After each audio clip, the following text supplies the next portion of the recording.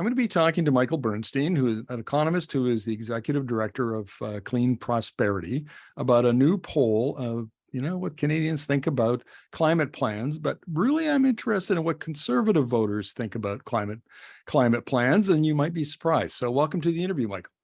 Thanks, Mark. I'm good to be with you. Well, good to have you here. And I kind of tipped my hand as to what my interests are in this interview. I think it's fair to say that Liberal and NDP voters have favored strong climate plans for a while now. That's not been the case for Conservative voters, at least not to nearly the same extent. But your recent poll with Leger suggests maybe they're catching up. That's right. I think when we look at Conservative voters, what we see is they do want to see the party take more action on climate. When we ask the question, would you like to see the Conservative Party do more or less on this file? The answer is very clear.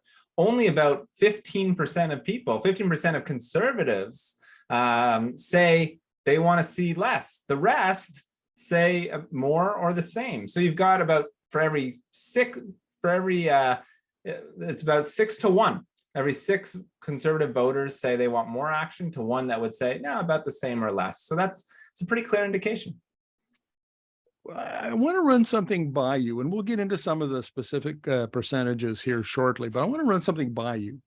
If we were talking about climate change 5, 10, 20 years ago, I think, okay, fine, fair, focus on climate, which is mitigation of risk. Right. And we have to, and built into that narrative is the idea that we have to sacrifice, we have to make changes so that, we keep the temperature from going over 1.5 C.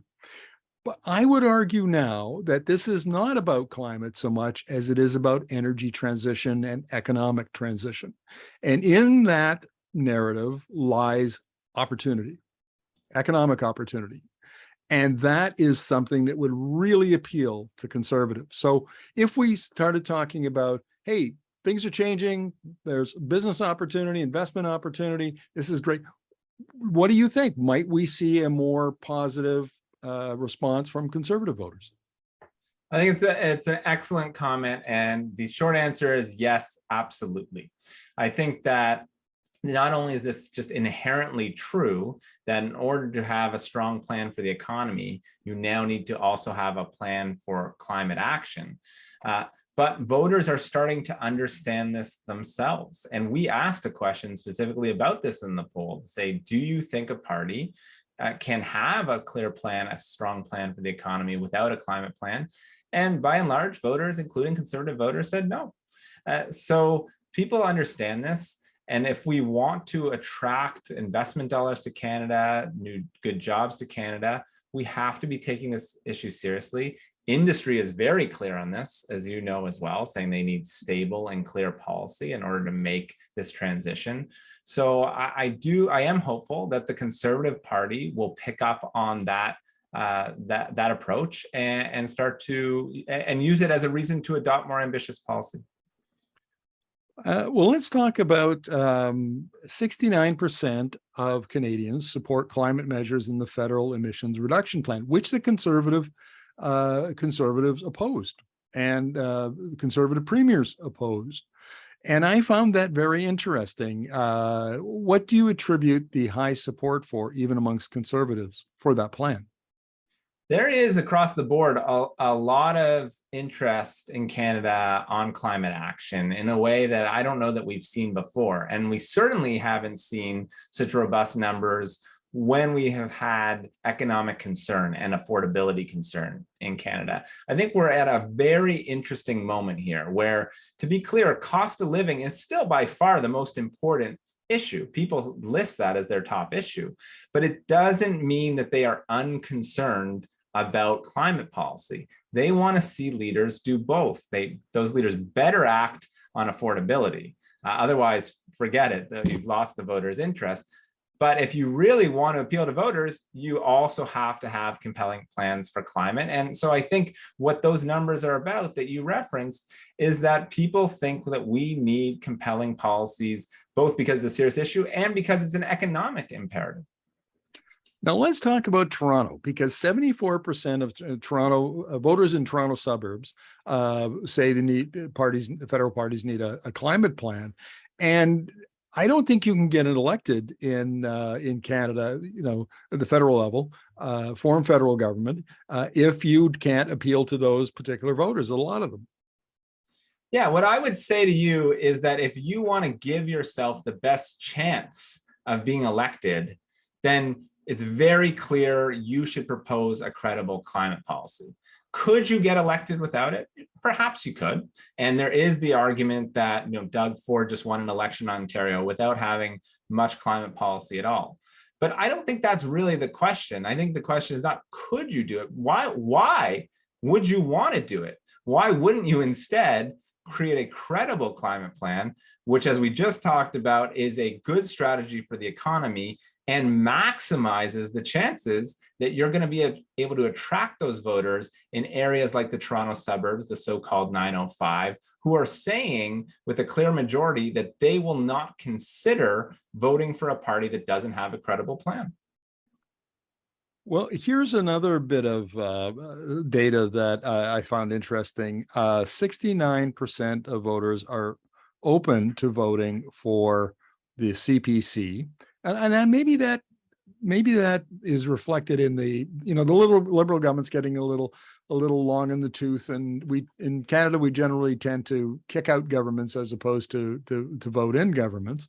But it still struck me as quite high. That 7 out of 10 would consider voting for the CPC. Yeah, I could see that. I think that really we are not quite as partisan of a country, I think, as many people believe. I think the reality is that most voters don't consider themselves a only vote for X party, whether that be conservative, liberal, etc. And most Canadians really are open to voting for multiple parties.